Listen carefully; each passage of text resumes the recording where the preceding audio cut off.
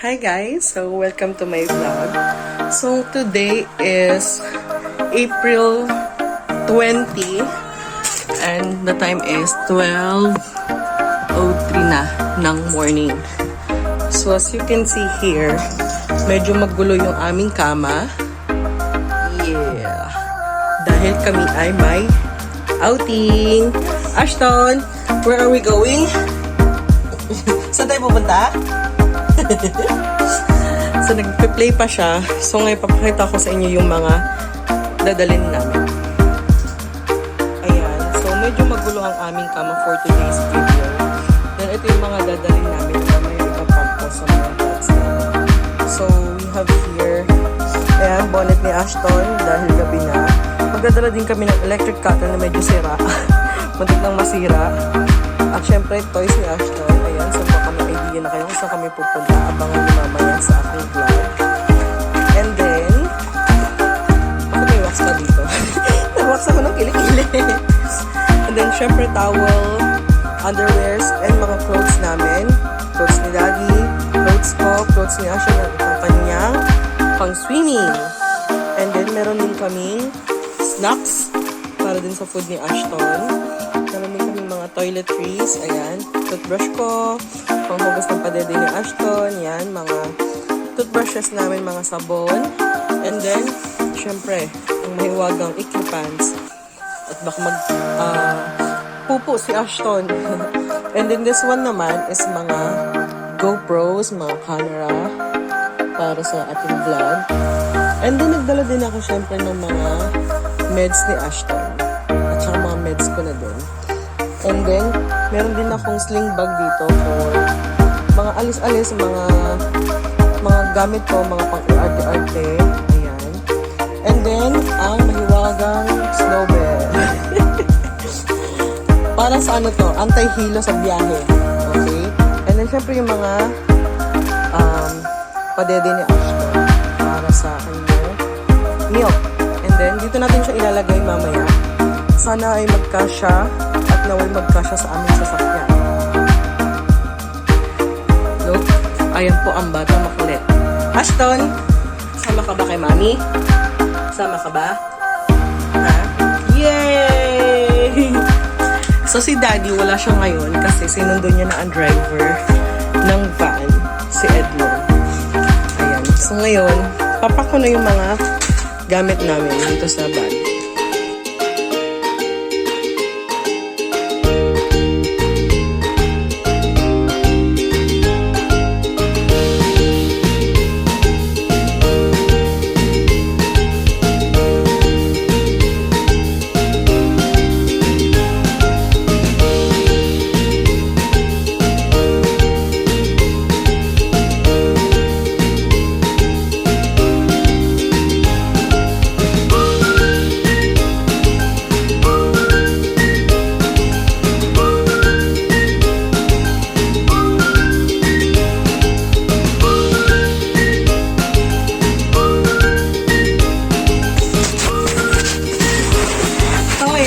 Si Mami. Ayan. So, naayos ko na yung mga gamit namin. Ilagay ko na. At nagkasya naman yung iba. Pero yung iba talaga is hindi siya kakasya sa bag. So, hand carry talaga siya. Like itong mga padede. Ano. At pinaglaruan niya na nga po yung switch. And so, nakaayos na yan. Ready to go na kami. Base ka na? Ha? Sama ka ba? So, 12:32 na ng morning. Habang naghihintay kami kay Daddy, ito muna ginagawa namin. Yay! Kumakain siya ng stick habang nanonood sa YouTube. Ganito lang muna yung gagawin namin. Hantayin namin si Daddy. Tapos, ipipick up niya yung mga gamit namin and then punta na kami dun sa bilyaran. Kasi doon yung meet up namin. Actually, yung meet up namin is 2 a.m. ang usap. Pero, susunduin pa kasi yung driver at saka yung van. So, kaya mas maaga silang umalis. Kaya, waiting lang kami. Hindi na kami makakatulog kasi ang oras na kami nagising. 8 p.m. na kami nagising ni Ashton dahil natulog kaming dalawa. Kaya gising na gising pa po siya. Sarap? Sarap! So, yan lang yung gagawin namin ngayon muna habang naghihintay. Maglalafang lang po si Ashton ng steak. Oh. Right? Hello! Say hello to my vlog. Di ba kapagsalita, puno kasi yung bibig. Kain ka pa? Kain pa siya. Kulang ako steak ko. Mamaya, see you sa pag-pick up ng mga gamit at dun sa meet up namin sa Bilyaran.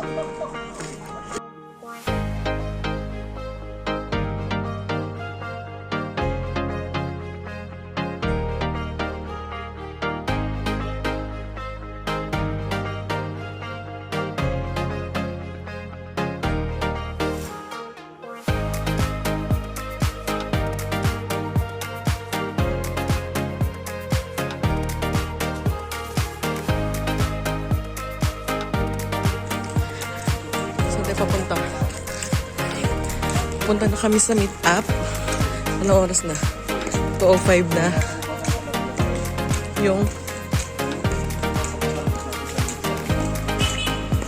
We're here sa Bilyaran. Ang meet up. Mama. Yay!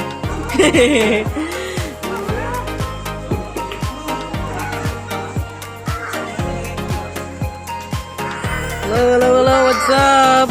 What's up? Hi, vlog! Kenneth, Gabby, ang aking love of my life. Wow! Son, tingnan mo na dito bago ka tumira. Happy birthday. Yeah! Dunay! Si Da. Dobby.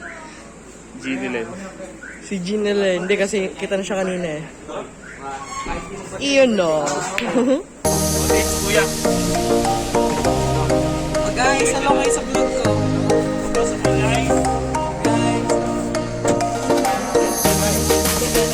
Paalam na kayo.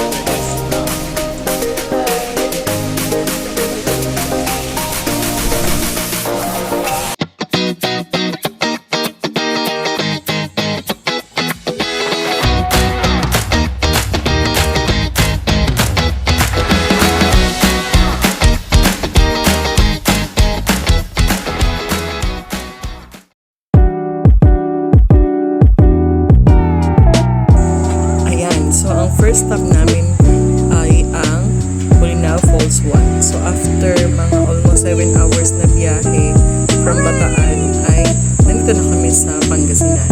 So mayroong mga ilang steps pababa papunta sa Bolinao Falls 1 na kailangan naming daanan. Ashton, say hi! Saan tayo punta? Ha? Punta kami ngayon sa Bolinao Falls 1. Oras na 9:30 sakto. Ano, nag-iingay na sila. Ingay nila. Dahil wala pa kami accommodation, dito muna kami nagpalipas ng oras sa Bolinao Falls 1 kasi usually ang check-in time sa mga hotels ay 12 PM pa.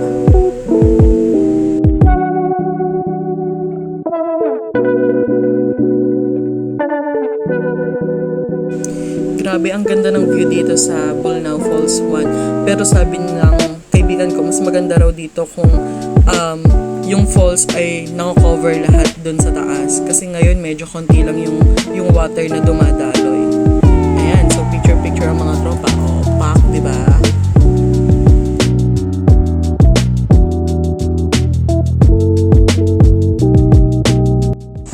At nagutom na nga po ang bata.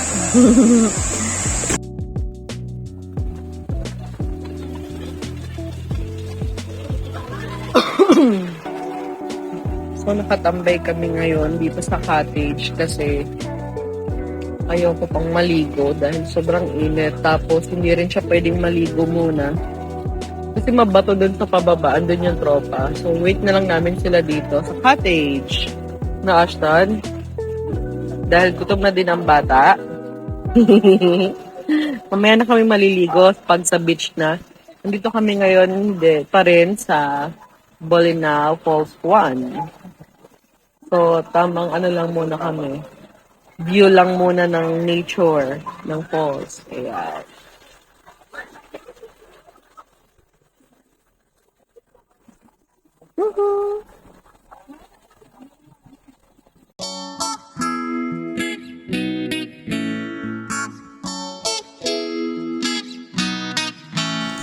Ang next stop natin ay ang Enchanted Cave.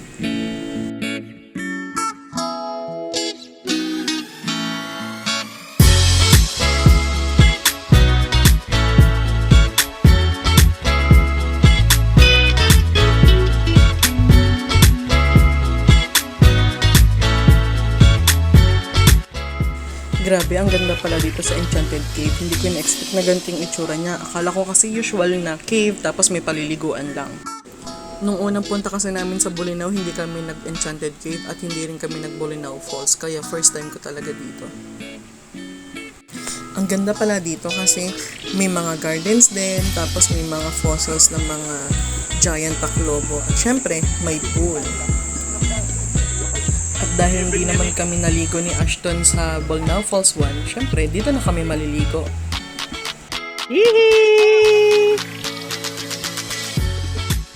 Ashton! Yay!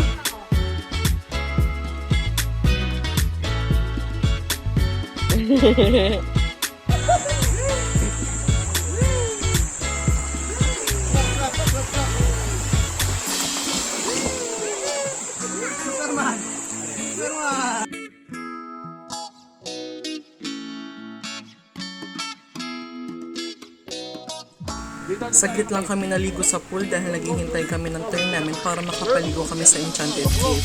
Kaya nung tinawag na yung mga pangalan namin, ayan, ahon na agad at kain muna ng chicharon. Oh yeah. Lovers hanggang nga.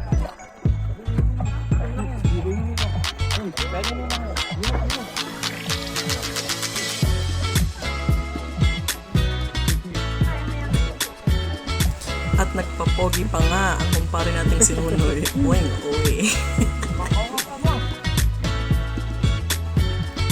So after namin kumain ng chichara, ayan, pumunta na nga kami dun sa area malapit dun sa Enchanted Cave para magsuot ng life vest at helmet para sa safety purposes namin.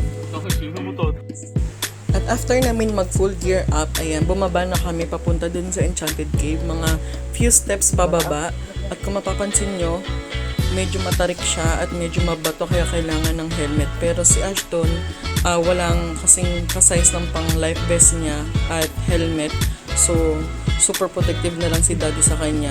At dahan-dahan sa pagbaba kasi medyo madulas talaga. Nagtampisaw na lang kami ni Ashton dito sa hagdan dahil nga wala siyang helmet at life vest. Kaya nagpicture-picture at video na lang kami para sa mga tropa.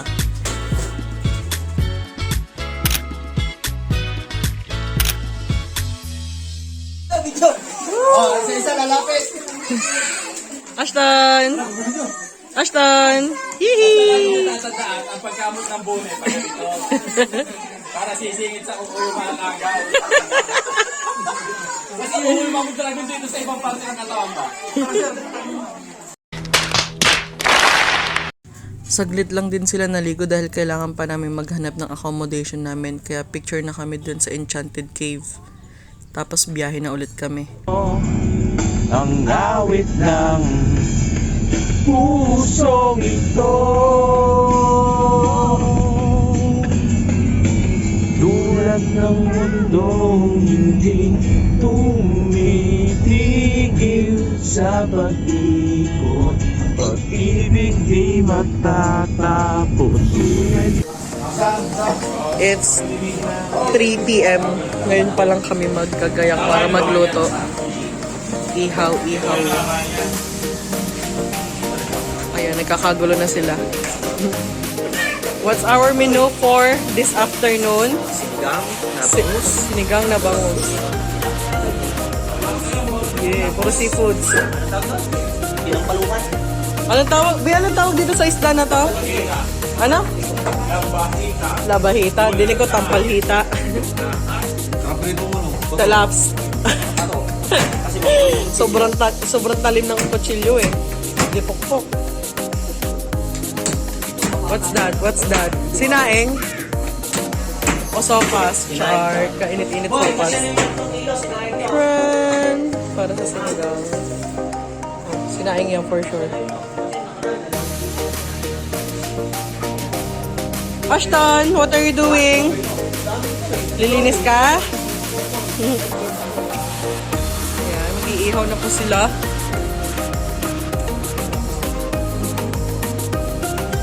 Yes, with the pilantik ng kamay.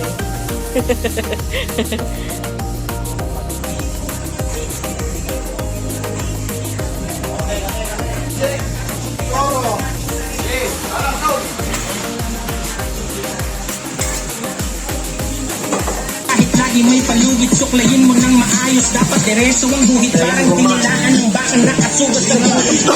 Ang bagong piling mo, oh.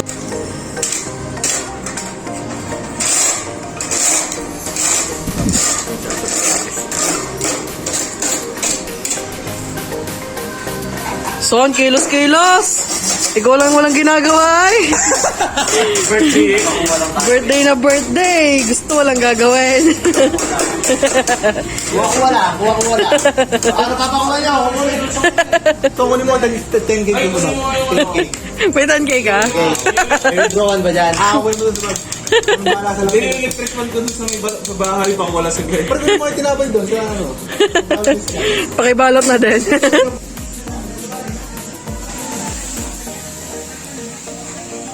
After nga namin mag-ihaw-ihaw at magluto ng ibang mga kakainin pa, umidlip muna kami dahil pagod lahat sa biyahe. Kakagising ko lang.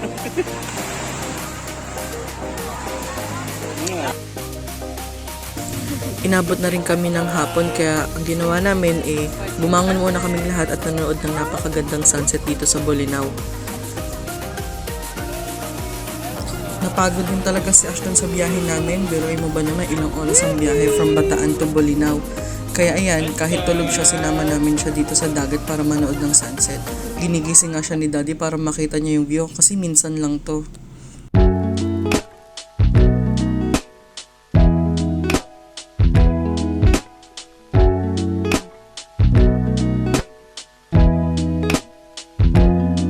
Sinulit na rin ng tropa ang magandang view dito sa Bolinao, kaya ayan, picture-picture.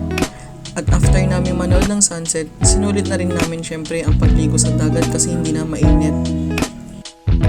After namin magdagat, nagbanlaw lang kami saglit tapos naligo na ulit kami dito sa pool.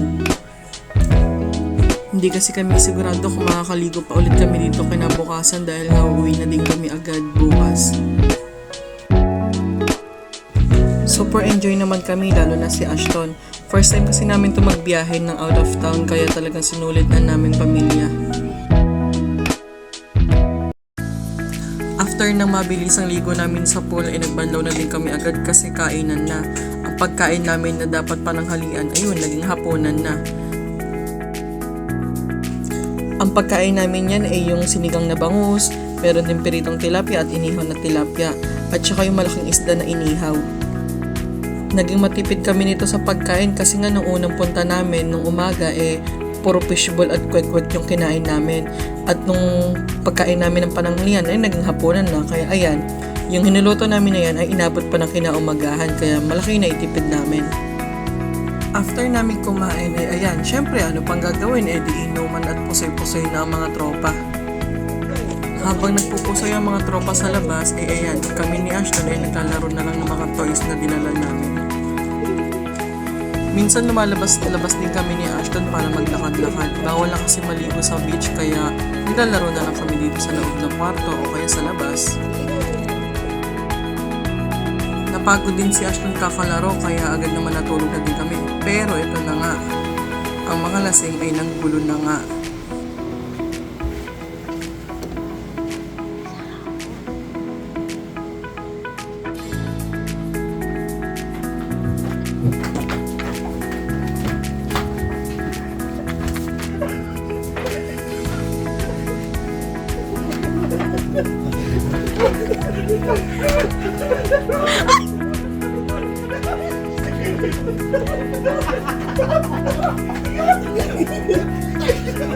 Gawain na ng tropa yan tuwing nag-outing kami kaya alam ko na ang mangyayari. Kaya nung kinagabihan nung sila naman ang tulog, si Ashton naman ang nang bulabog.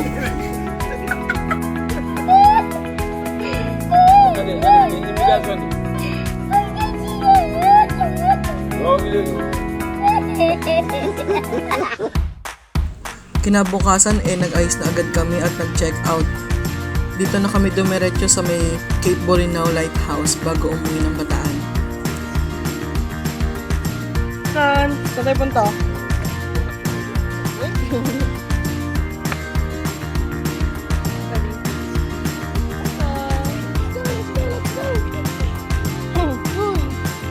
Hindi na rin kami naglibot-libot dito dahil nga sobrang init kaya nagpicture-picture na lang kami tapos biyahe na agad kami.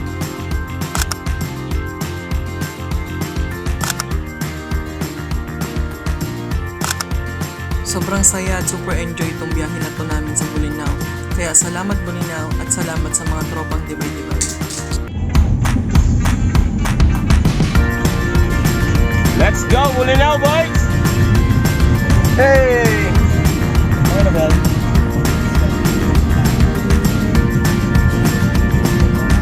Kapatid ko tulog.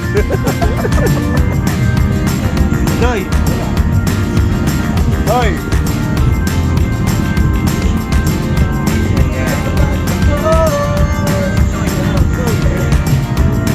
Dog! Babay mo. Ulong na gar.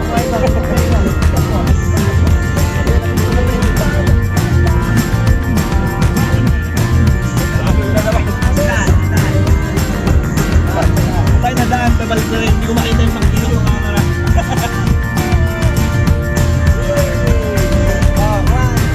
Alright guys!